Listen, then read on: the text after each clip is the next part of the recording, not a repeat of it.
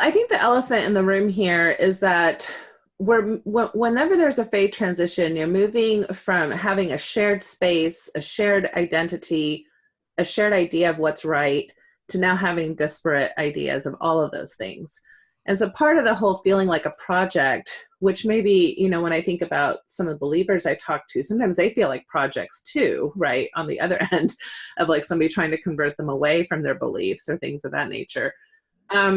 It's kind of like we're dealing in new territory where we're no longer looking at each other in the same way that we used to. And one of the sadnesses that I think we all just have to build some resilience to is that we're probably going to be looked at from a perspective of sadness or pity or distress. In other words, people aren't going to like the direction we've moved into.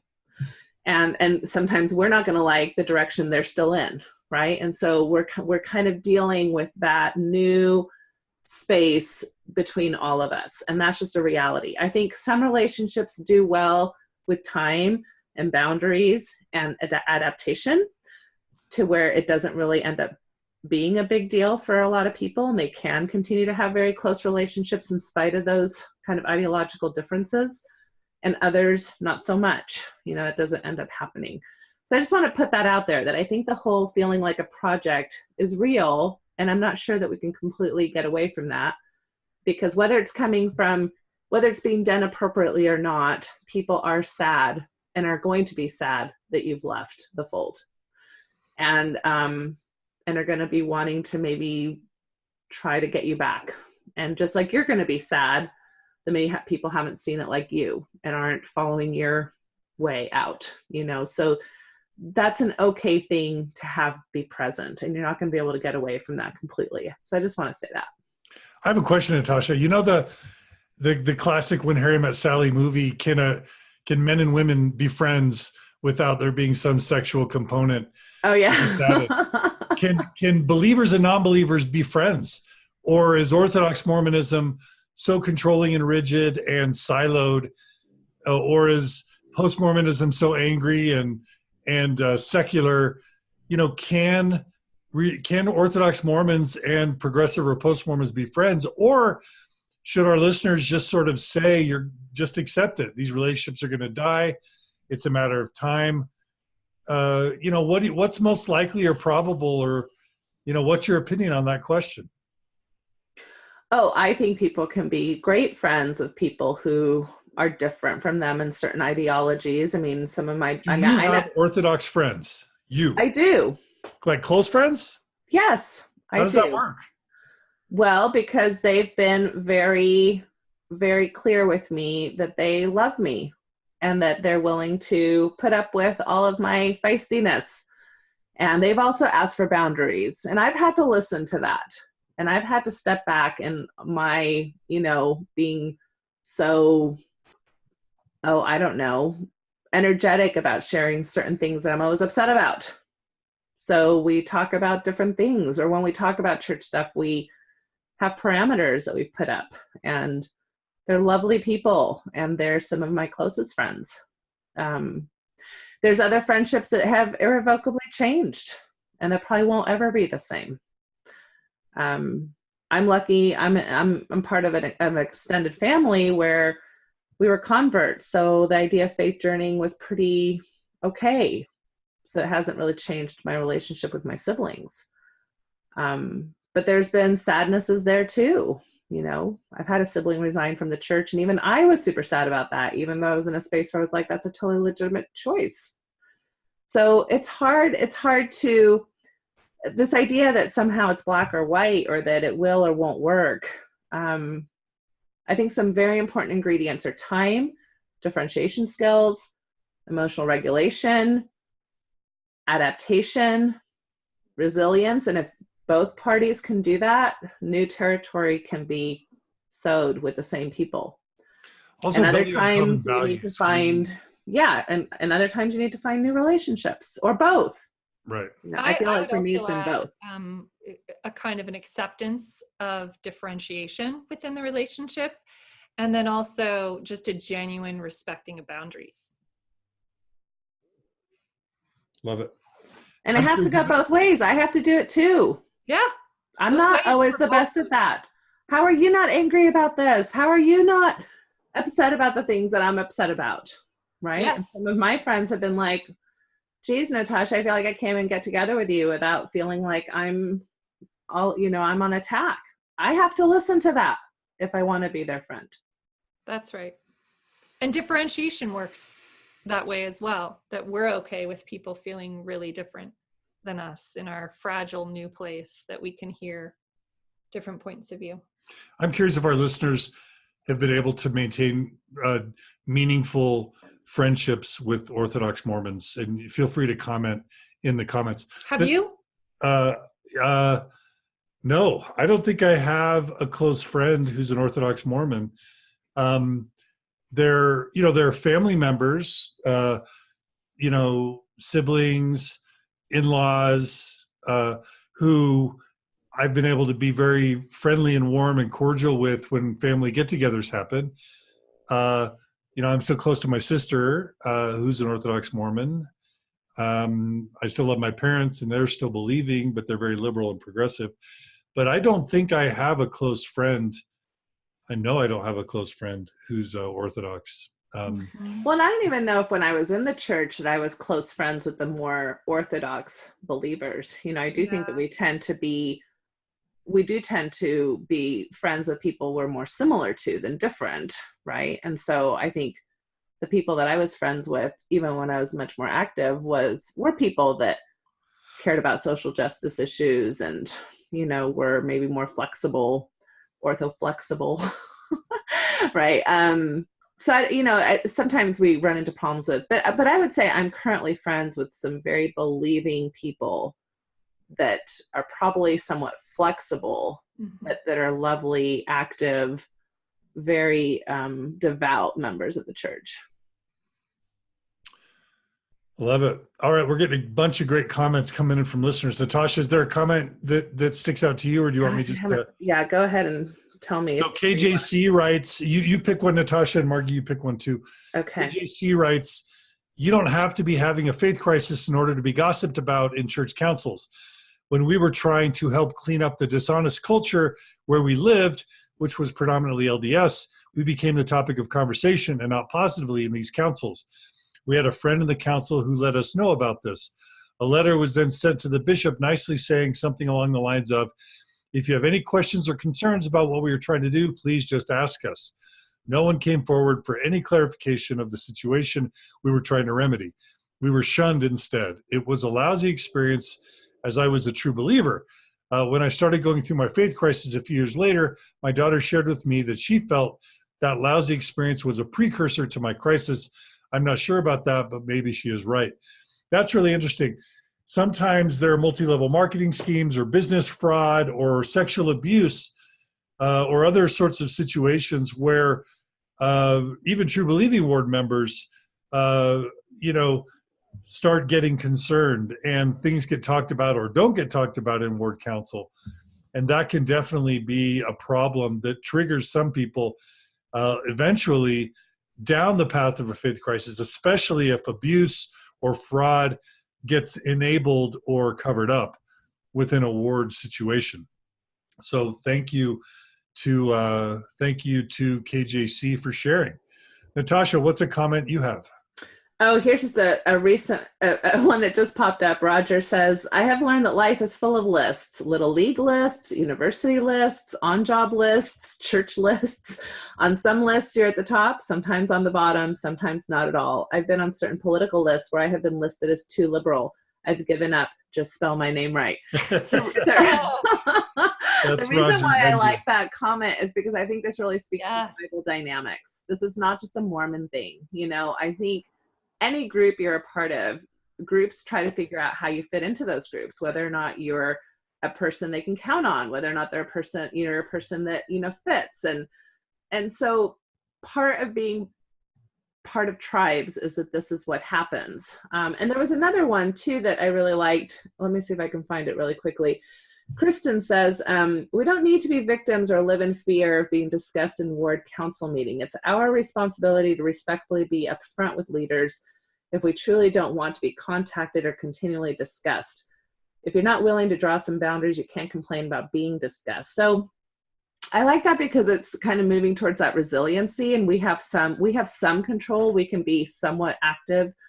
On the other hand, too, I will say that I do feel like I've been a victim of professionally maligning myself in this community, right? So that was not something I could control, even when I did go and ask for people to not do that to me. And, you know, when you've got a whole room of people that will say, don't refer to Sister Parker because she has views that we're not comfortable with, that's taking a toll on my professional life. And there's no like complaint against my license or anything like that, that there should be a concern to not be able to refer to me. So I'm going to take a yes and approach to that comment, right? On the one hand, I think we can be resilient.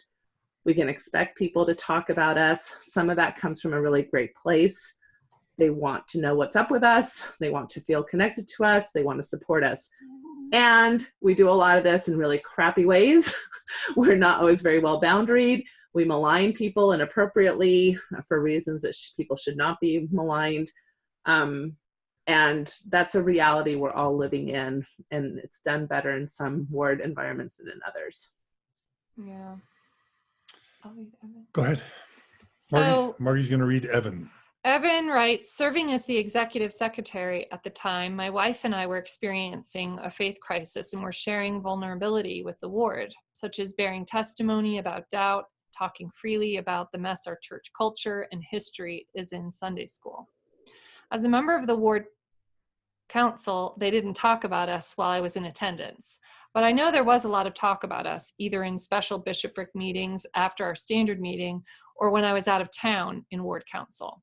There was talk of other ward members and judging their life choices and even their family situations, raising a grandchild, for example, eventually came out when my wife was accidentally forwarded an email thread about us. Whoa. There was a lot of confidential information shared with our bishop alone included, and the message was full of condemnation from the Relief Society president to us. And then the bishop backed her up. And rather than apologizing, said he was glad we'd seen the thread because it showed how much they cared about us. Ooh, gaslighting. It was the straw in our ward participation. I couldn't serve with people that could condemn us in private, but never speak anything but encouragement to my face. I told them to find a new secretary. It seems like members actively chase away those who want to inhabit any gray space, while publicly saying we're all welcome. What do you think about that? There's a lot of truth to that. It's tough. You know, when we did our episode with Stephen Hassan about cults or unhealthy organizations, you know, the most dangerous threat to a system of belief is a non-believer, mm-hmm. or even and honestly, sometimes a progressive, you know, non-believer who stays active is actually more dangerous than someone who's never been a member or some critic from the outside, right. Because they once believed and then they stopped. And there's just this fear that non-belief is some virus that can infect other members of the congregation. And so, yeah, it's normal. I was doing an interview with a Jehovah's Witness last week, Lloyd Evans, brilliant guy. And I used the term Orthodox Jehovah's Witness to sort of contrast that with someone who had left the Jehovah's Witness movement. And he stopped me and said, John, you keep using this term Orthodox Jehovah's Witness. There's no such thing. You're either Jehovah's Witness or you're kicked out and you're not a Jehovah's Witness anymore. And Mormonism is still a little bit like that, in the sense that this term Orthodox Mormon or unorthodox Mormon or liberal or progressive Mormon is really a term that's only emerged in the past 10 years into the kind of the Mormon consciousness. And it's still, in many senses, not a thing. And so many Mormons, Orthodox Mormons, have this mindset. You're either fully in or you're a threat. And that is going to make them gossip about you, talk about you behind your back, do things in passive-aggressive ways to make you want to leave. And it's hard and it's sad. And Evan wishes for straightforward, direct talk. But how do you have that conversation? We're scared of you. You believe scary things. And you make us uncomfortable, so we wish you'd go away, but we can't tell you to because that's not consistent with what Jesus taught. Like, I'm trying to imagine how they have that conversation. And it's probably asking too much for an Orthodox Mormon to have these sophisticated communication skills or this commitment to directness, where they could literally say, your comments in Sunday school make us uncomfortable. Your comments on social media scare us and scare the impact you might have on our children. That's probably just more than you could ever expect from an Orthodox Mormon. What do you think, Natasha? Is that just asking too much of an Orthodox Mormon? Well, I think sometimes they do say those things. I mean, that's a lot of times what's been brought up is. And then we consider it deeply hurtful. Like, nobody could win, right? Yeah. And I think here's a comment from Lindy. She says, in my ward neighborhood, we have a great group of ladies that every month we play bunco. We go out on double dates. Our kids do play dates and even go on girls' trips. I still feel close with these ladies, but this big thing has happened in my life and I can't share or talk about it with them. And in a way, it makes us less close. That may just be me projecting my own insecurities on those relationships, but they can still openly talk about church things or experiences, and it doesn't bother me.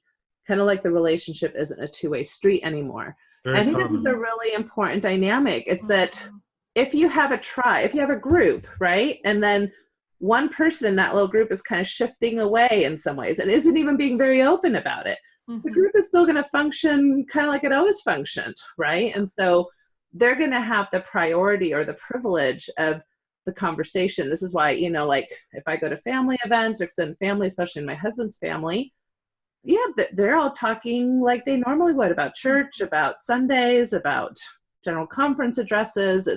It's very church heavy in that family. Almost every discussion has something about church in it. And it's not really thought about, and they kind of know that I'm not in that space, but they're not thinking consciously that that they shouldn't talk that way anymore because they're the primary group.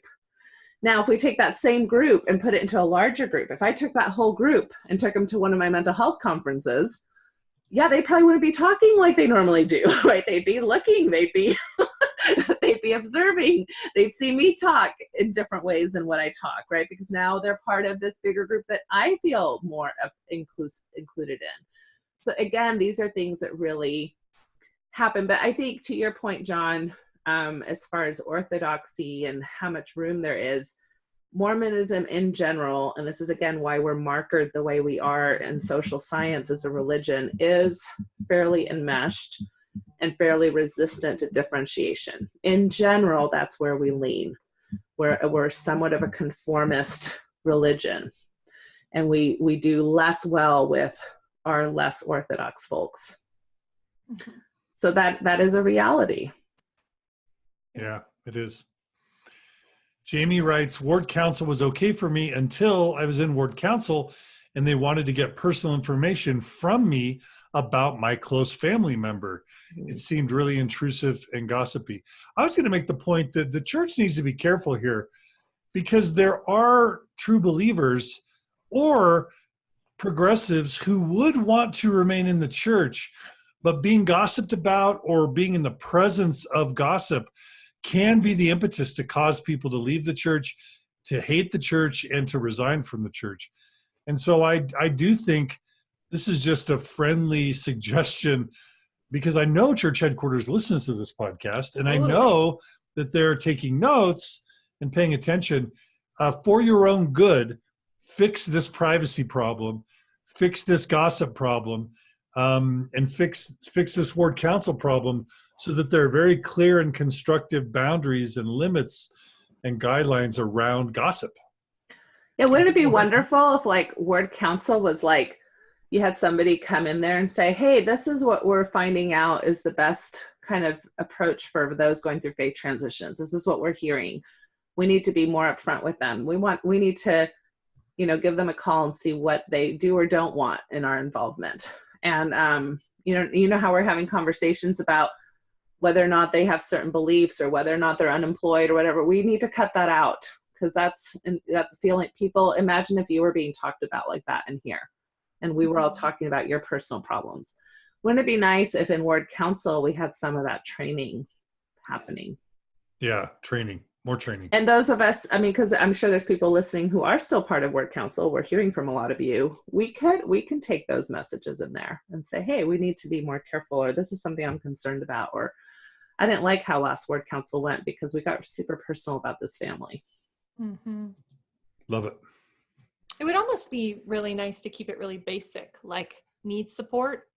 These people need support. How could we support them? No background whatsoever. Just that's hard. That's hard because you have to know what their needs are. But then the bishop or someone could be in charge of just kind of translating that, right? Meals here or no? Someone needs, so the bishop or the Relief Society president, whoever knows what the issue is, so-and-so needs casseroles, or so-and-so needs their lawn mowed, or so-and-so needs, I mean, if it's service, a genuine friend, not an assigned friend or something. I don't know. That's a good idea. The other thing I like is just this idea, remember, that you, I remember having an interview where you make people safe for systems. Systems aren't always safe for people. So what you would like to do is just kind of focus on behaviors, strategies to allow for people to feel safe within these systems that exist, because I can pretty much guarantee no one's listening from and that kind of plays back to Aaron's point, I think, of just kind of, here are things you can do, and, you know, how to empower people who are experiencing some of these things to act in their behalf in a way that feels empowering as opposed to feeling victimized. All right, sure. So Stephanie writes, since leaving, I've still been invited to birthday lunches with my TBM friends. They all know I've left, but not one of them has asked me why. Since I was in a mixed faith marriage, I think they have drawn their own conclusions about why I left, like because I finally gave in to my husband. They still talk about their callings and temple attendance right in front of me as if it's a given that they are right and I'm wrong. Part of me wants to explain why and all the issues, and part of me doesn't want to crush them because they have identities that revolve around the church. I've come to the conclusion I need to be okay with them as they are because they still include and like me still, I think. It just makes for a very surface level relationship, nothing deep, and it's sad. Thank you. I love you all for helping us navigate this complicated mess. Yes. Thanks, Stephanie. Yes. And it is hard when relationships go shallow. And I think Lindy was expressing that concern as well. Well, I think it's something to be accepted and to be reckoned with for sure. But what I found amidst the shift was, as I filtered, you know, the less deep relationships, it did make room for deeper relationships. And what I moved from highly filtered relationships where I felt like I was, you know, hearing everything but not able to share my part and had to filter a lot, that did shift eventually into really enriching, higher quality relationships. It just takes time. All right. Leandra writes, I have a ministering sister that has stopped by. Other than that, I think my ward has given up trying to get me to church, which means they don't have any reason to reach out to me any longer. My husband is still in and goes, but even he has noticed that people have stopped trying to get to know me. I realized that those relationships were being built on the church and not on us as individuals. So I've been fine with it, knowing that who I am as a person wasn't enough for them to get to know me without the church. I think relationships that last when someone leaves the church are dependent on the foundation of that relationship being one built on love, trust, and truly knowing each other versus Sunday friendships built on a mutual belief system. So Leandra is making that move, that important move of acceptance, saying that you're going to lose false relationships, superficial relationships, etc. And, you know, we can just, one option we have is just kind of accept that. Mm-hmm. And not, you know, just say that's the way it's going to happen. That's the way it's going to be. And the opportunity, and that's why we call this the gift of the Mormon Faith Crisis, the opportunity for losing relationships and the holes that get put into your life can be filled by better relationships, more meaningful relationships, deeper relationships, etc. And so that's the opportunity, is you will lose some relationships, but you might gain other ones. All right, we still have lots of comments coming in. Do you want to read one? Sure. Am I reading Jeremy? Yeah. We were suddenly invited to have the stake president and bishopric come meet with us. I asked if this was due to a ward council, and he confirmed it was. We declined, but invited one of the bishopric over, a good friend, to come and talk. We told him of our issues and talked about the church essays. Next thing we know, our home teachers changed to a former mission president and his wife. Later, the mission president went to serve another mission, and no other home or visiting teachers were assigned. When my wife asked her old visiting teacher why no one had visited, we found out we were placed on the do not contact list of the ward. We called ward leaders and told them we do not want to be on that list, and we want to be informed of good service opportunities in the ward and other ward activities because we like our neighbors. We said we don't require home or visiting teachers, but would welcome anyone from the ward to visit us. We don't get visited much at all, but we have good relations with our neighbors. Great communication there. That seems like that's funny to be asked not to be on the do not contact list, but to go ahead and still put up boundaries of what you do and don't want to hear. And that's very common for post or progressive Mormons, especially in Utah, to say, hey, I don't want to hear about missionary opportunities, but if there's, casseroles or a sod laying party or some type of church service, please let us know, because many progressive and post-Mormons miss the opportunities to serve, and or they still want to be connected with people in the community and people in the neighborhood. And so they don't want to be put on the do not contact list. They just want that to be filtered. And that's good advice for the church. Have more than just a do not contact list. Have sort of a contact for service opportunities list, contact for fun social things, do not contact for gospel or doctrinal related things. Is that too much to ask, Natasha? Never too much to ask. You never know. We're in a revolutionary time of revelation. So there's one other one here that's really good from Carly. We had our bishop report to my in-laws who are currently serving as mission presidents. That's, that again is that we don't have a lot of good boundaries with family relationships in the church. Anyway, that's a whole nother topic. So I'm not certain if the ward or the in-laws sent the missionaries over. We did have people drop in a few times, which makes me think that we were mentioned. Each time we had a visitor, we were just really open and honest about where our beliefs stood with the church. The visits didn't last that long after that. It didn't bother me. It actually, in a way, was nice to know that it mattered to them that we were leaving. They were respectful with our wishes. So I never felt like a project, but like I said, it was nice to know that it mattered to them. So that's kind of like that mixing of, okay, at least you're here. You're wondering why we've left. We're telling you kind of in a brief, like we're no longer in the same place with the church. We don't have the same ideas about the truth claims of the church. We're part of a different church community. Whatever you want to say, it doesn't have to be, this long 3-hour discussion of why you no longer believe the church is true. And then, ask for what you want or need, and hopefully they'll be respectful. I think that's a very good, hopefully positive modeling. Yep. Going back to a comment made previously, it is very interesting when they assign to you the heavy hitters, the stake president, the bishopric members, the former mission presidents, the former temple presidents. And then if there isn't a heavy hitter available, all of a sudden you don't have any ministers anymore. That's an interesting dynamic. It's sort of a recognition. Or when there's like an area authority in town or some type of general authority in town, and they'll specifically hit on certain families that are struggling to visit with them. I've heard of that too. Because that's being done, like whenever an area authority comes into town, it's like, who are the families that have leftover doctrinal or historical issues? We want to go visit them to rescue them, because only an area authority can rescue the truly apostate, sort of people. That's an interesting dynamic. I just, it's interesting to call that out. So one of our listeners, Tarina, gave a link. It's on a website called tech.lds.org/wiki/locating_members. And basically what this is it's a set of instructions to ward clerks, members of the ward, membership clerks, on how to find members who move from a ward.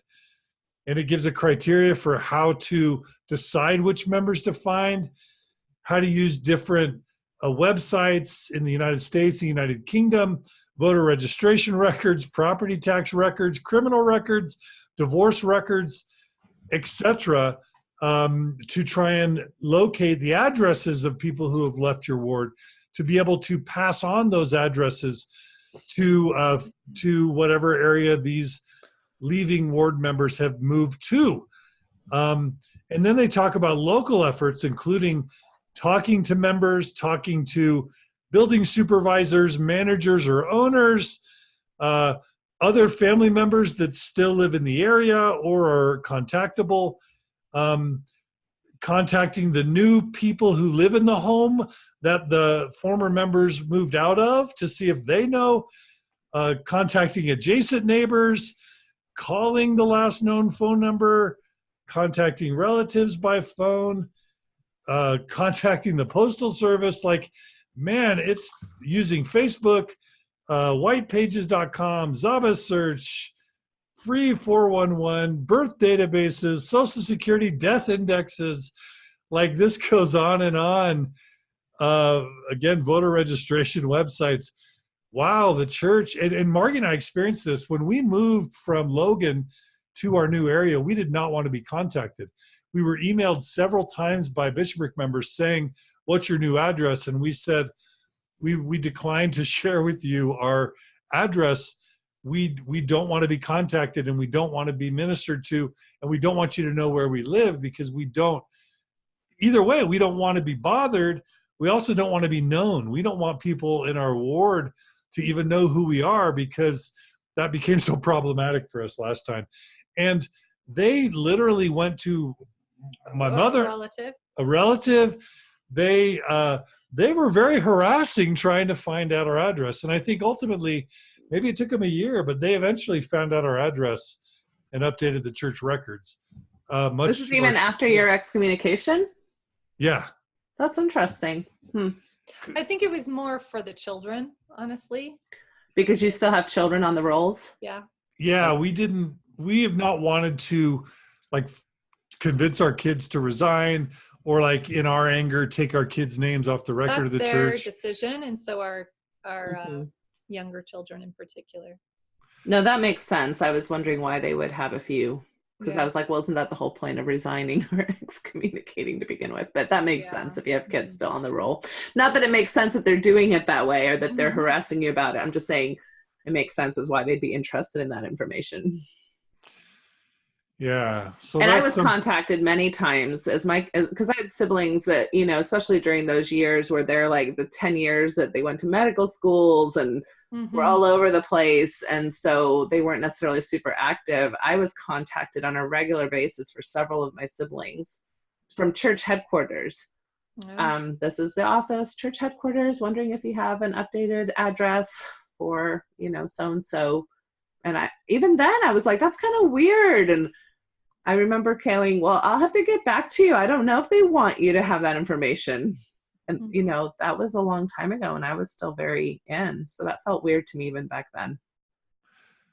Again, I just want to tell the church, because I know they're listening. I'm just kidding when I say that every time. But it accelerates people's desire to resign when they might otherwise not, if they feel harassed or pursued in sort of these crazy private investigator, KGB kind of ways. So it was one of the main reasons one of my siblings resigned, was after a move, thinking that they were, and all of a sudden people were showing up in their home, and it felt very creepy to them. Yeah. Especially because my sister-in-law wasn't a member of the church. So she was very concerned about that. She's a Catholic, so I understand that whole process. So this is a great segue into our next topic, which is boundaries. Mormons are awful with boundaries, giving boundaries, accepting boundaries, discussing boundaries. Natasha, we talked about this a few hours ago or a few sessions ago, but if you don't mind, can you give us a primer on boundaries in the context of bishops, stake presidents, Relief Society presidents, ward members, etc.? How can we mentor our listeners on having conversations that we're often not accustomed to having, that are comfortable for us. Even post-Mormons can be very passive-aggressive or just quiet but then angry. Can you give us a primer on setting boundaries and how it can be useful in this context? Yes, but boundaries can be a really simple concept, and yet they're so flipping complicated. So, I mean, the basic idea of a boundary is that this is what's okay with me, this is what isn't okay with me. I think where it gets a little bit conflated, especially in Mormonism, is I'm not sure that we've been taught to know what is okay to begin with, right? So I think we give a lot of information as we are oftentimes raised Mormon about, our sexuality, about whether or not we wear certain underwear, whether or not, we believe certain things, like that we really aren't taught from a very early age that some of this stuff, maybe you don't want to talk about, maybe you don't want to disclose those ideas yet. Maybe you want to say none of your business. Maybe you want to say, I don't know, or I haven't figured that out. So we kind of come at questions from a very early age saying, if I have a question of you, and especially if I'm in a leadership authority kind of role, your job is to give me the answer to that question. And so we really, from a very early age, don't teach people that maybe what you're okay disclosing isn't really that good for you to begin with. And we don't really teach the concept of privacy. So this becomes an issue in Mormonism and in faith transitions, because those who are usually going through faith transition are usually kind of starting to think, what I used to be okay with is I'm no longer okay with. No longer okay disclosing certain aspects of my sexuality, my faith, my belief, my whatever it is. Some of that I think is okay for me to be private on. But the system isn't set up to respect that, or to say, oh, okay, no, well, if you're not okay disclosing that, then we've got to let you not go to the temple, let you not go to the marriage, let you not, do this ordinance for your child. Or so the system isn't set up to really respect boundaries in many, many of these things that have to do with faith transitions. So I think that's where we really struggle. And again, it's kind of like this idea of stewardship. We have, stewardship in the church is this idea that I have the right to information because I'm a steward over you. And where I see that really playing a huge role is one is in ecclesiastical leadership, but also in patriarchy within the family. Like the person who said, somebody thought it was okay to share this with our in-laws because they're the patriarchs or they're the mission presidents. And so they're stewards of our family. So even though we're adult grown children, that was shared with members of our family, right? Or I see this a lot with even people who are going into marriages, and all of a sudden the in-laws sitting down with asking very personal questions. Do you look at pornography? Do you do that? Kind of like, I have the stewardship over my adult daughter to ask you now as a potential groom, very personal things about you. So we struggle big time. I'm not sure if I'm answering your question, but I think what we really need to start working on is if we're going to really deal with grown-ups in our church, we have to start acting and allowing other people to act like grown-ups. And right now we still are very much in a kind of parent-adolescent relationship with ecclesiastical leaders and members of the church. And that, I think, is not going to help the church retain membership in the long run. I think it does in the short term kind of help keep everything kind of organized.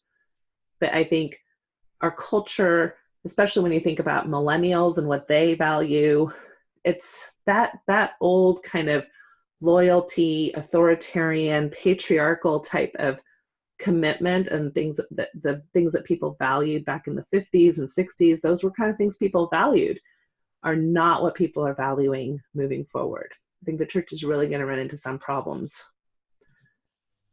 if you don't take a more collegiate approach instead of one up, one down approach. Well, let's read some of the comments from our listeners, and we can maybe talk about how we might set a boundary or celebrate a good boundary setting in the context of these comments. So I'll start with Fred. Fred writes, my bishop was my young men's leader over 15 years ago and is my realtor. And we did have a degree of friendship. However, After reading so many horror stories about the runaround bishops give with resignation, in addition to sometimes hours-long meetings discussing issues, I decided my faith crisis was difficult enough and I did not owe him anything. So in a friendly way, I sent him a text letting him know, quote, "Hey, Ryan, I wanted to let you know out of respect for you, I will be leaving the church. I apologize for the shock of the news as well as the burden this places on you to find replacements for my callings. Thank you for always being there for me. I'm not interested in having an interview concerning this, nor discussing my reasoning. I have already tendered my resignation to church headquarters through an attorney, so you will not need to do anything there. Thank you for your friendship and love, Fred." Fred continues, "It has been good for both of us. He has stopped by a few times in the capacity of a friend and has been trying real hard to respect our wishes and decisions. I then left it with him to communicate this to ward members however he sees fit." All right, Natasha, what grade do you give Fred for boundary setting? I give him an A+. And I think for people who have made a clear-cut decision and have a clear direction in which they want to go, this is a very good format. In a sense, you're demoting them from that responsibility in your life, right? You're saying you no longer will act as a bishop in my life. You can still be a bishop to people who want you to act in their lives in that way. So that's great. My issue is that many, many people don't transition in this way, where from, 1 month to another, they're active and then they're resigning from the church, right? Many people are trying to stay involved or want part activity or things of that nature. And it gets a little trickier than this. And yet that's even if your situation isn't exactly the same, there's a lot of languaging here that I think people could really use to come up with their own scripts that apply to their own situations. Nice job, Fred. I'll just add, when we told our bishopric at various times that we didn't want to be home teachers, or we didn't want to be taught, or we didn't want to be visited, or we didn't want them talking to our kids alone about sexual matters, sometimes that creates, I'll just call it patriarchal backfire effect. In other words, sometimes these church leaders aren't used to boundaries. They're used to be told where they can and can't step. And it sometimes elicits in them almost a little bit more aggression as they say, look, nobody tells the Lord's servants what they can and can't do. We're going to do what we want. Have you ever seen that, Natasha? Yeah, I've experienced that myself. I remember being very upset with a sister. I was trying to make everything work in my ward, and she just came up and told me, this is the calling I want, and I won't take anything else. And I was kind of like, well, whatever, who are you? So I remember doing that back in that framework too, because it didn't fit the mold, right? And it felt almost like a personal affront to me. When, now I look at that situation and wish I would have handled that very differently. Yeah. What do you think, sweetie? My heart swells with a good boundary. Margie delighteth in a well-set boundary. Margie, why don't you read Tori? She made a longer comment. Okay. I could say a lot more here, but we'll share just a bit about my reasons for ultimately resigning, along with a positive experience I had along the way. Not long after I stopped attending, I moved to a home in a different ward boundary than the last one I attended. Once, while visiting me, my family made a point of stopping in and passing my name along to the new bishop, along with an earnest request that they visit and fellowship me. I'm not going to lie, the random free cookies were delicious, but dodging phone calls, hiding when people knocked on my door was not true to who I am. So I took the bishop's call. He asked about assigning me home and visiting teachers. I was very honest. I will never be rude, but I will also never set an appointment or receive them in my home. With that information, he was free to do what his conscience dictates, and he kindly shared that he would not trouble me with home or visiting teachers. Several results of that conversation. One, I realized I needed to admit to my family that I left not out of an abundance of hurt, but because of my disbelief. I was able to pragmatically have that conversation, as well as share that I wouldn't tell them any more than they wanted to know, but that I also would not debate the reasons for my unbelief. Nice. That's me. Sorry. Nice. It let me know that I could be honest and set boundaries with leadership. It was okay to just say what I wanted and stand by it. I didn't have to be offensive or offended, just tell them frankly how I felt about things. It's also okay to say, I'd really rather not discuss that. Yes. I learned that I didn't owe a man I'd never met any sort of explanation just because of his role in an organization in which I used to participate. 3, ultimately, you have no authority here. Ultimately, the realization that my parents would not respect my boundary and that I would repeatedly have that discussion with bishops as long as I moved around led me to deciding to resign. Ultimately, that seemed the best way to communicate the relationship I desired with the LDS Church. Wow. What'd you like about that? I mean, so many things. You know, I love how thoughtful and internal she was with regard to how she went about it, the different levels, you know, the realization in the end around what kind of relationship inevitably she wanted to have, which involved a resignation. But I also there's a ton of personal empowerment here with regard to setting boundaries with leadership and things that are just very, I think, common experiences for people. You've got the family, you've got the leadership, and then you've got the church kind of at large, which are common, you know, tangles, I think, that people get into as they're trying to transition. So really, really useful stuff, Tori. Natasha, any reactions to Tori? I love everything that she said. I think that's really great thought processing. You know, as I'm thinking about this, and both of you feel free to push back on this, you know, in some ways, we say the church is bad at boundaries. On the other hand, they're good at their boundaries, right? In some ways, the church is saying, if you don't believe this, if you don't do this, if you don't act in this way, if you don't, you know, participate in the way we want you to, there's going to be consequences. And so we may not see those as healthy boundaries sometimes, but in some ways, the church is kind of taking a boundaried approach. I mean, it's a reframe, you know, another way of thinking about this. And so we, with our new boundaries, are pushing against those boundaries that the church community has. And every ward differs a little bit in how they do their boundaries. But so that might be a way to think about it too, that you're trying to engage in a certain way with your boundaries. They're trying to engage with their boundaries.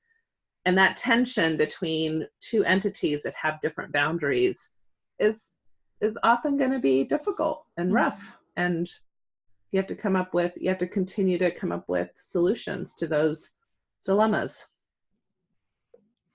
One of my favorite phrases from that is, I'd rather not discuss that. Yeah. Why do you like that so much? I really love that, because I think oftentimes we're used to giving a level of... It feels so blunt. I'd rather not discuss that. I know, which is why I kind of like it, because on some level it acknowledges the personal nature of the question, which is something taken for granted, right? That the accessibility, the emotional accessibility, and that level of intimacy is assumed, right? And so I love the idea of putting a stop to that we may not control what questions we get asked, but we absolutely can control on what level we share. And so, you know, that is something to that nature is something I have a lot of my clients practice saying. Yeah. And then that's what I mean. When you say something like that, there may be consequences to that boundary you're placing. So in other words, if I don't want to share, if I don't want to answer those questions, I may not get my temple recommend, right? That's or right. I may not get That's right. participate. That's what I'm saying, that the church has their boundaries too. Yep. Right. And so we have to be aware. Upset about that. We can have a reaction to that, just like they can be upset about our boundaries. Yep. And yet that's the new dance we're creating. We're creating a new pattern of behavior between entities. Yes. A couple of comments from our listeners. Nicole writes, it is such a parent-child relationship. Very accurate explanation of that and why it's so problematic. Mm-hmm. Thanks, Nicole. Lonnie writes, yeah, former stake president said to keep asking them to church until they get sick of you asking and they just come. Wow, that's troubling, Lonnie. And of course, another option is they just resign instead of just come. So that can be a double-edged sword for the stake president. You know, people's boundaries just need to be respected. Nicole writes, the church also has no problem undermining a parent to a child if they are right or teaching truth. And yes, Nicole, that's hard. Leandra has a question, Natasha. I'm going to throw this to you first, and then Margie, if she wants to add. Leandra writes, how do you set boundaries when the church creates a culture of total openness? Examples include tithing settlement interviews, worthiness interviews, sharing personal hardships during talks and testimonies, invading people's privacy for the sake of ministering, discussing members in ward councils. How can you help someone understand those boundary lines when you can see that they are needed for a healthy life? And I'll add, when it's God's one true church on the earth, are any boundaries reasonable to expect or appropriate to hope for? So, Natasha, what would you say to Leandra? Yeah, I think that's really complex. I mean, I think anytime that you're going to be part of a community, some level of vulnerability is oftentimes helpful to cohesion. So I think a lot of reasons why people tend to like testimony meetings is because they do tend to be more personal. If you notice, when people are giving talks, their eyes perk up when somebody starts telling a personal story. So in some ways, sharing and talking about our lives in more real ways can be a real point of cohesion for any group, including church. At the same time, I agree that a lot of these things are done not from the space of, oh, I really want to share today. It's, I have to share because I'm in a setting where I'm being told to share. And if I don't share, then there's consequences to my not sharing, right? Which means I'm going to be somehow ostracized from the group. That's where I see more of the issues. And so I think that people, as they're, especially those who are in nuanced relationships with the church, you really do have to experiment and explore what's going to work best for you. You know, so some people might take the temple recommend questions, for example, and have thought through them in very nuanced ways and how they're going to answer them. But when it comes to answering the question, they don't go into all that nuance with their bishop. So they just say yes or no to those questions, even though they understand in their own mind that they are answering those from a very different space than maybe what the bishop is asking about. That would be kind of an internal boundary. Mm-hmm. There can be, of course, the comments like, I'd rather not talk about that, or that's not something I'm prepared to share about yet, or I will not take that calling. I'm not in a space where I can, offer the energy that needs to go into that. Those are more outward boundaries without a lot of explanation. And then, of course, there's the deeper types of conversations where people really get into a lot of conversation with the people that they know in their church. And we've talked about this before, in some of the other podcasts about different approaches that people might take, more direct, less direct approaches to conversations. And I think that you can do that with boundaries as well. Mm-hmm. Just understanding that a boundary, when you set a boundary, doesn't mean it's going to go the way you want it to go. A boundary is a two-way street. So you have to be prepared for people not being willing to respect your boundary. What are you going to do about that? What are going to be the consequences to that? Like for some people, it was resigning. They didn't respect the boundary, so I resigned, or we had to go back and have another conversation, right? Or we had to set a new boundary with the new bishop or the new Relief Society president when they were called. I think it just gets trickier when people who are nuanced want to stay engaged. Mm-hmm. Yeah. Or mixed faith families where non-believing parents are trying to allow their believing children to stay, or there's a mixed faith marriage. Mm-hmm. That's where the boundaries get trickier. Yeah. Because it's not as black and white. We will engage, we won't engage. Nicole writes, it's not just a patriarchy issue, but also an elitist issue based on having all the truth. This makes it so members also have no problem undermining a parent to a child if they are right or are teaching truth. This problematic behavior is why I stopped letting my kids go to church. When primary teachers correct children as to their parents' behavior, it sends the message that the child can't always trust their parent. And I can say in our family's experience, that definitely backfired because when Margie and I, when I was excommunicated and Margie stopped attending, we still encouraged our kids to do what they wanted to do, including attending church. But they would have these well-intended ward members sort of whisper to them, hey, I know that your parents aren't in the faith anymore, but we'll be your adopted parents, or we'll be your spiritual parents, or we'll take care of you, since we're so sorry that your parents have taken this approach. And this made our kids very angry, and it alienated them. So another tip to well-intended church leaders or ward members: never come between a parent and their kids. It will probably backfire and hurt the kid's relationship with the church. Is that fair to say? And even if it doesn't, even if the kid chooses the church, please don't walk away from that thinking you've done that kid a service. Anytime you come between a parent and a child, even an abusive parent, or even somebody who's maybe really struggling in really significant ways, that child has a very complex relationship with that parent. And pitting yourself in that way, even though it may feel good in the moment, is not helpful to that kid.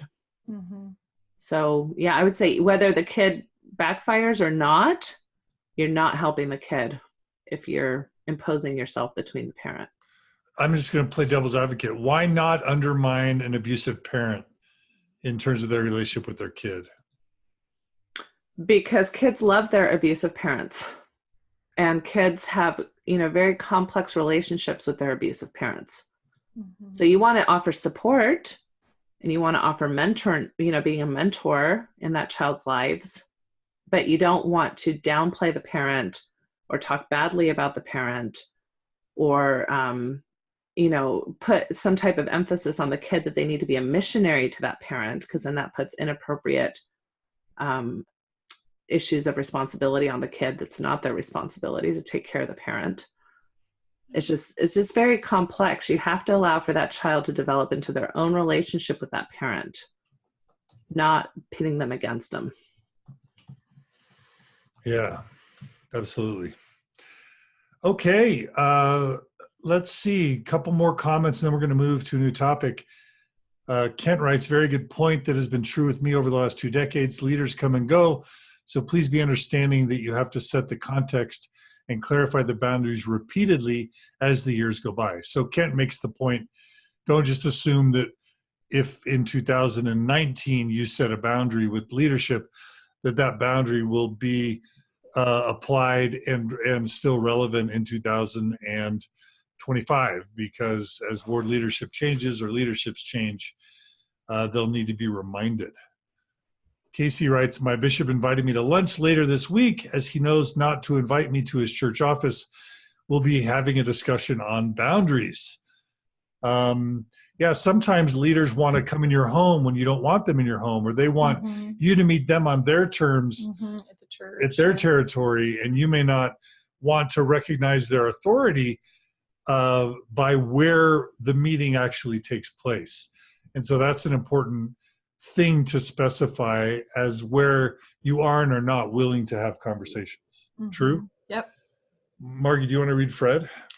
After my faith crisis, which I had mentioned to my bishop a few years earlier, I was returning to full activity in the church and was very happy. Then my bishop made a side comment to me in passing at church about how he's constantly worrying for me and always praying for me. That was actually pretty offensive to me because of how much I was doing to return to full activity in the church. It made me seem like I was a project that he was constantly working on, and he was not satisfied with the outcome. The strange thing is that in those years, he has done very little to actually help me during my faith crisis. Thoughts on that?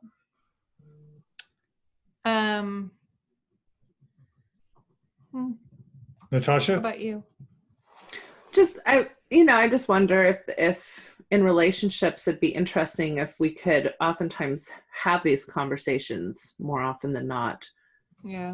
To be able to sit down and said, I'm guessing this wasn't your intent, but this is how I heard this. Not every relationship is worth that amount of energy. And sometimes you just choose to let it go. But it'd be interesting to kind of at least give that type of feedback.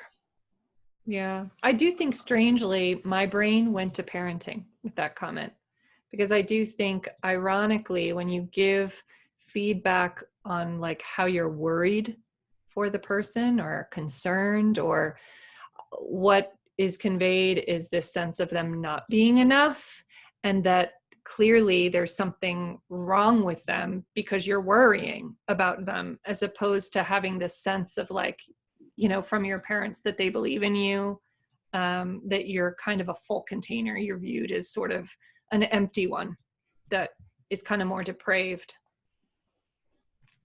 Yeah.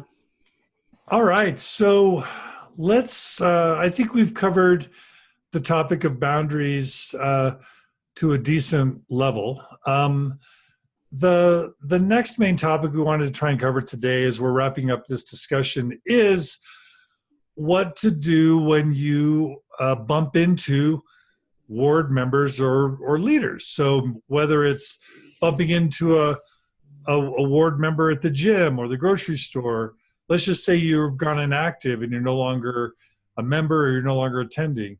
You bump into them at school, at your kid's school, you bump into them on the street or at some sort of social community function.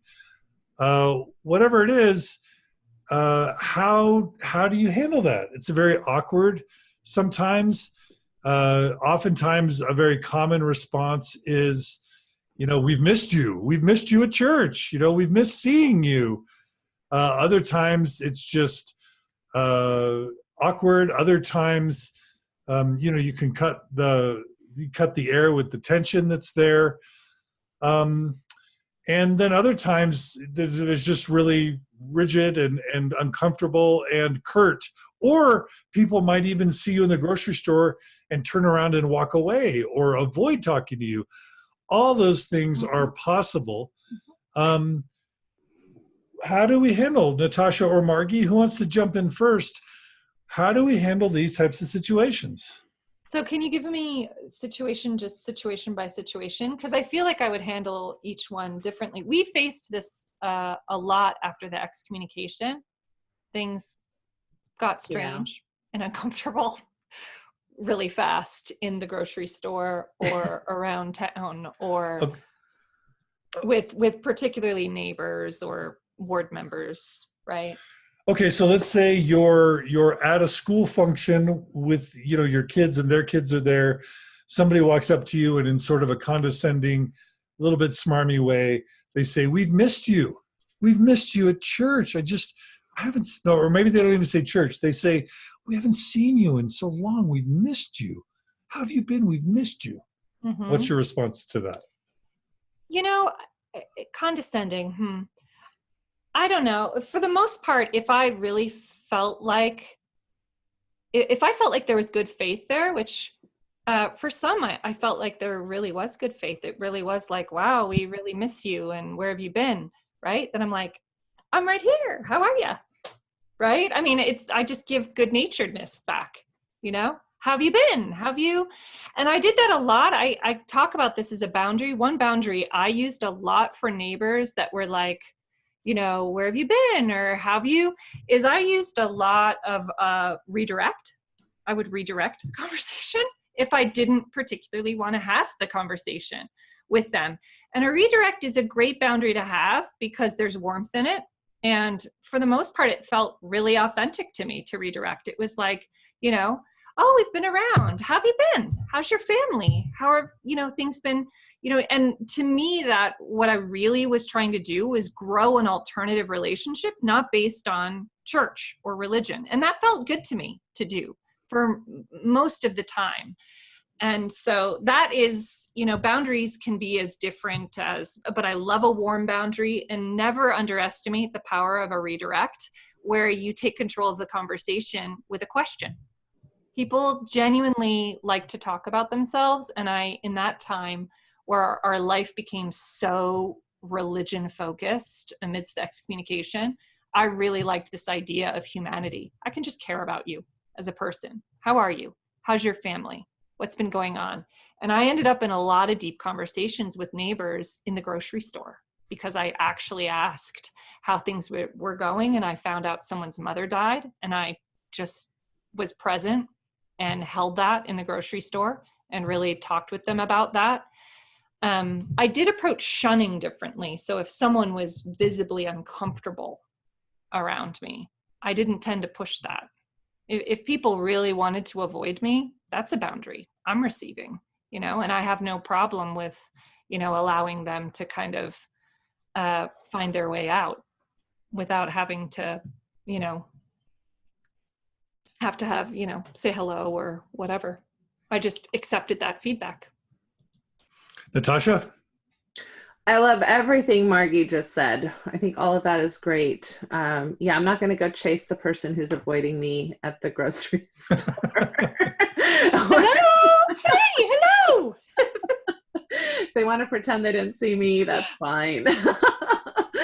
And I think, a lot of times I do give the benefit of the doubt. I do think people don't know exactly what to say. I feel awkward, they feel awkward, they're doing the best they probably know how. So we missed you, or where have you been, or sometimes it's that, and those can be some of the most awkward things, right? But sometimes it's not that. Sometimes they just legitimately say, hey, how have you been, and how are you doing? And so they don't necessarily go into the language of the missing or the, somehow you've been absent from church. I try to keep it conversational to the context. So if we're at the grocery store, it's like, I'm so stressed out, I can't figure out what to buy. What are you buying? What are you doing? What are you cooking for dinner tonight? Right? If we're at the school function, it's like, oh, we have several people in our school that go to either our ward or one of the neighboring wards. It's like, well, bond about the kid's teacher, or how their experience at band has been, or a lot of times we run into these people at concerts or games. It's like, well, I just heard that they're really, on fire, or they're really hating their teacher. What's been your experience? So I try to bond on things that we're all, kind of around that environment for a reason. We're bumping into those areas together for a reason, because we share that commonality. So that's in a form of redirect, like Margie's talking about. And if they press further, like, no, really, I've missed you, and I miss you at church, and what's going on? And then I'll keep it brief and light, like, we're taking a break. We haven't been to church for a while, and I don't know, I don't really want to get into it here, like in the grocery store, but thanks for asking. And that really means a lot to me. And, we're just not in a good place with the church. Or I'll say something like, we've started visiting a different church, or we're rethinking things. Have a few, I always talk about these things like being things that are in your pocket. Mm-hmm. Like there are 3 to 5 phrases in your pocket that you can pull out, that you don't have to think of on the spot. So whatever those feel comfortable to you, whether it's, I've been busy at work. I've been traveling at work. Yep. Or I've been on sabbatical, or whether it's, I really don't believe the same way I did anymore. It can be super church related, or it can be super not. Yep. It can be, but you have them in your pocket, and they can change. The things you keep in your pocket can change over time, depending on what type of boundary you need. And that, getting back to the redirect, that's a nice place to put a redirect if you're uncomfortable talking about that. So let's say they press for an answer of like, no, but really, I've been missing you. You can say something also like, we're just, we've decided to have some space right now. How's the family? Like bridge it with a redirect, which is also a boundary, right? But it keeps it kind of warm, and it keeps you connected, so that you don't have that uncomfortable feeling that can often come with, oh, we're just having some space. Yeah, we just feel a little different right now. Or go ahead and do a redirect at the end if you want to remain kind of connected or have the goodwill, right? And how are you? And how are things going? And then the last thing I would say that I usually go to process when people really can't let it go. So if they really haven't taken the clue, or they don't want to redirect, or they come back and it's really starting to feel a little bit antagonistic, you can say, gosh, I'm feeling a little pressured right now to talk about something I don't want to talk about. Or, so it's process, it's not what we're talking about. I'm feeling like you're being a little pushy, or I'm feeling a little unsafe because I don't feel like you're getting my clue that I want to talk about. Now that's pretty direct. Yeah. And I know that I tend to go lean that way, but I think it's interesting to put that process, like I've noticed that it's 3 times now I've said something different coming back to this. So this must be really important to you, but it's not something I'm comfortable talking about right now. What's that about? I've noticed that you're being obnoxious. I noticed that you're not listening. So maybe people don't want to do that. And there's other ways you can be indirect by saying, oh, I mean, I always give the options that are the lying options, right? Like the kids. So I always tell my kids, you can always blame the bathroom. I was like, oh my gosh, I've got to go to the bathroom, when you're out. So those are the indirect boundaries. But, or I've got to go, or I've got a phone call, or, you can do those too. But if you really want to just sit in that space with them and let them know, you can take a very direct process approach. And I feel like with my examples, they were kind of softer boundaries, if you will. And I did take some harder boundaries at times. So there are situations that may come up where you feel like maybe a harder boundary is required. So an example of that would be like Natasha's saying, when someone is insistent or, really getting into a questioning mojo that you're uncomfortable with. And one thing I would always do in those situations is I would lose a little bit of the warmth. So I would notch down my warmth a bit and I would repeat. So I would pick a phrase and that is what they would get from me for the rest of whatever they asked. And that could be like, that came up sometimes with people who I felt like were a little pestery at church in wanting kind of dirt about where John was. And I would say he wasn't able to come today. And it started out kind of chipper, but then it would be like, what, is he sick? Or it doesn't seem like he's ever here. And then it kind of got a little bit. So that's an example of kind of. You just keep saying. Yeah. He couldn't make it today, or, yep, he couldn't make it today. He couldn't make it today. And it just was, and that is a boundary. They get it really quickly that that's about what they're going to get. Another example of a hard boundary in our case, which was an exception, but I think there are exceptions for some people where you feel like, for whatever reason, a harsh move or an aggressive move has been taken. Is, in our case, the bishop who was part of the excommunication process really loved to be friendly when it was over. And just some things had come out where for me that wasn't comfortable. It felt duplicitous. It felt like non-acknowledging of kind of what had happened between us. And so for me, I did not wave. That is a hard boundary. I did not pretend to have a relationship that was friendly when I didn't feel like I had a relationship that was friendly. And he oftentimes, like I was in a race with him, and at one point he pulled up beside me. It was a week after and started talking to me like we were friends. And I did not respond with any type of small talk so there are situations I think that come up where a hard boundary is needed. And those are some ideas for, the situations and then what you can do with a hard boundary that isn't, degrading to you or doesn't feel like you're being inhumane, but you're actually trying to protect the nature of your kind of emotional health and, That was really hard for me when Margie would not say hi or acknowledge or wave to ward community members after our excommunication. Well, there were people in particular. So it would be the home teacher, or I wanted to be very authentic about acknowledging what that meant. And to me, that meant a boundary. That didn't mean a hi and a smile. But yeah, keep going. Yeah, no, we had to practice differentiation, and ultimately I learned to respect what you were doing there. But it was hard on me because even in the face of being excommunicated, which was a very socially violent and emotionally violent act, I wanted to take care of the other people and not have them feel comfortable and to not make them feel bad about what they did to us. And you were more authentic, saying, they don't deserve our hellos. They've done something violent to us. And I had to learn to get comfortable with that. Yeah. Yeah. I like the concept too of mixing tone and language, right? Mm-hmm. So you can say something that maybe sounds harsh, like, gosh, I really feel unsafe in the process today. But you can say, I really feel unsafe in the process. Or you can say, Right. yikes, I'm feeling a little unsafe in this process, right? And that's going to be very Yes. different. Just like you can say something kind of benign, like, oh, I'm not ready to talk about that, or I'm not really ready to talk about that. See, you can match process and content to kind So of you're help saying you. say it in a happier, more pleasant, non-threatening, serious way. Not necessarily. I'm just saying that you can use Yeah. both to your advantage. That's right. So you can say something like, if I'm at the grocery store, it might sound harsh for me to go into process, but I think that I would still keep it light.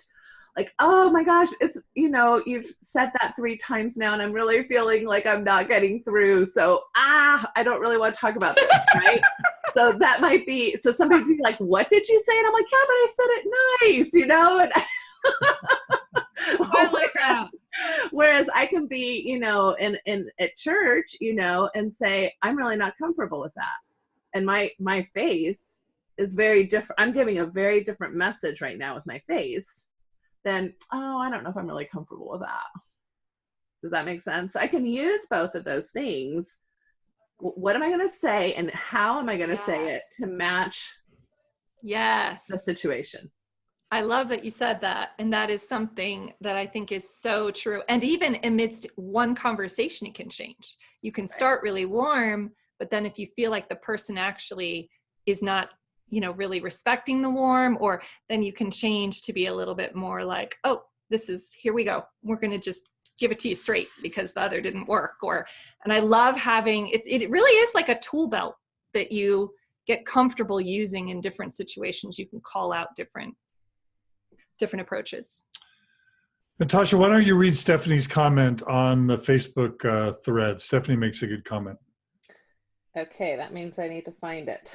Oh, I'll do it. Margie, read Stephanie. You read Leandra after. So go ahead, Okay. Margie. So this happened to me several times in my initial shock anger stage. And I was very direct and would say, oh, I found out it wasn't true or what I thought it was. And their faces were zombie stunned, like probably not the best thing to say. My favorite is, I miss you coming from my next door neighbor. And I would say, well, you know where I live, come over. Anyway, when our sweet bishop finally came over after a year of me being absent, I asked him if truth matters. He said, of course. And then I explained all I had learned and why I can no longer attend because of truth and integrity. He said, well, you can't just tell people point blank that the church isn't true. Ha, okay. Well, I guess truth doesn't really matter. So Stephanie trying different truth-based, direct approaches and having mixed results. All right, Natasha, do you have Leandra's comment there? Yeah, she says, I just smile and say, hi, how are you? So they can see that I don't have horns. I've been avoided, rushed past, and been told we've missed you. My response has been, you can always call and drop by to visit. I'd love to do a play date, which they usually say, oh, that would be great, but generally they don't follow through. My motto has been to be loving and open. It's only awkward if you make it awkward. I also have to know that certain people may be a trigger for me. So if I do not feel I am emotionally mature in my faith journey to communicate with them, I usually keep the convo brief. So I don't say something that will cause bad feelings or tension. I love that. I love that self-awareness. Where am I in this process? And how is this person, currently, is it somebody I can handle the situation with? So I had a YMCA experience one time where I think I spent 2 hours in the lobby of the YMCA with a ward member of mine, and like, gosh, with everything I say and know, that was a really interesting dynamic I found myself in, where my self-awareness went out the window. So it's hard, and you have to kind of continue to, try to learn from your mistakes. And sometimes you'll feel really proud and really good about how you handled something. Yeah. And other times you're like, wow, that was surely a learning opportunity for me. Yes. Yep. I relate to that. And I like this idea of approaching boundaries where many of us we're not really familiar with it. Is this just practice? That's what we're doing. We're practicing. Yeah. Because I feel like that just takes the perfectionistic kind of desire to do, or expectation that we're going to do it all right. And we're going to, as this way to control the situation, to more of, an approach that's doable. We're practicing something new. So, we can have some self-compassion. Yeah. Diane Oviatt recommends story sharing. She says, I always come from a place of story sharing my personal pain at the thought of staying while trying to support LGBTQ loved ones always worked well for me. I found that they can't argue with feelings. Not trying to prove the falseness of doctrine made for a better experience when explaining myself. My genuine heartache at discriminatory, exclusionary doctrine, along with my personal story, usually left my leaders speechless. So Diane's saying, go with feeling and story. It's a lot safer than truth claims and accusatory sort of things. So thanks to Diane. Heidi recommends generosity. She writes, not long after leaving the Mormon church, I texted the bishop and told him we had some nice temple bags and clothes and packets and such, and wondered if he could give them to someone in need. He appreciated the offer and picked up all the items the next day with a smile. Later, we gave him some LDS artwork items as well to distribute out. So that's a great idea from Heidi, is just having generosity. I love it. Margie, do you want to read Barbara? Yes. So I know many ways not to, but since we visit our former ward at times to support our daughter and her family, and since we see people we've known for decades, we are friendly, warm, and give lots of hugs. If they say, it's great to see you, we return the phrase. If they say, I sure miss seeing you, I tell them they're welcome to come to our church. It's a large, well-known Christian church not far from the ward. Anytime as our guest. If they call me sister so-and-so, I say, oh, I'm Barbara. The focus is on rejoicing in and embracing what we have, not what we've left. I imagine you are discussing how to deal with church officials at the time of departure or at the time of serious questioning. That's hard because feelings are so raw. I would sure do that over if I could. We love Barbara. We do love Barbara. So shout out to Barbara and thanks to her. Yeah. All right. Well, I think we are coming to the close of this episode. Johnny writes, John, I couldn't agree more with your comment to feelings and not argue with feelings. Thank you, Johnny. It's good to have you there. Nicole, Margie, why don't you read Nicole's comment? I love what you said earlier about internal boundaries. That's where I struggle. I'm such an open person and then sometimes really regret sharing. I think thinking of it as something that needs practice is helpful. I love it. Natasha, do you want to get Leandra's comment? I had my son's primary teacher in my living room trying to coach me on how to help my 8-year-old decide to get baptized. Tell him you got baptized, your husband got baptized, and all his friends are getting baptized. As she was telling me all sorts of tips, I found that I was getting angry and nervous and somehow backed myself into a corner of my room, defensively standing behind a chair. I told her we are leaving the choice with him and that we weren't going to peer pressure him. After she left, I kept scratching my brain on how I literally allowed myself to be cornered in my own home, but could smoothly avoid those things at the grocery store. Since then, I do not allow those discussions in my house where I can race for checkout. That's that idea of learning as we go, right? And so she learned something about herself. She learned something about, I'm creating this boundary for myself. I don't want these kinds of conversations to happen in my home. And I think that too, it can be very helpful to have, people, again, those things that we do in Mormonism is we tell people how to do it. This is how you do it. Because again, we've been teachers, right, for so long and missionaries for so long. And so, I think another option is to nod and listen and like, well, yeah, that sounds like a great approach for some. That's not the approach we're going to take, and it's not an approach I'm comfortable with. But sharing, thanks for sharing that idea. I hope that works for you and your kid, or whatever it is. Yeah. So just, and again, keeping it simple. You don't have to go into parenting dynamics. You don't have to go into theory. You don't have to go into just thank you for sharing. That's not the approach I'm comfortable with. Right. And back to the idea of practice, I love what you're saying there, Natasha, because I do feel like, a lot of these situations create, a great deal of tension and anxiety for people because they think about these situations happening over and over again and feeling really ill-equipped. to handle this situation. And so if we look at it like practicing, really think about creating some tools and having a tool belt of sorts, and really creating, like Natasha suggested, brief scripts that you can pull out that will allow you hopefully to feel more empowered as you move throughout your day, and you see people, or you have appointments communicating with, if something's coming up, don't hesitate to actually start practicing things that you can say that allow for you to feel empowered and well-boundaried. Love it. Plus, you have to understand that a lot of times it's easy for us to give these ideas here, but when you're in that freeze, fight, flight response mode, your IQ lowers, your anxiety is going.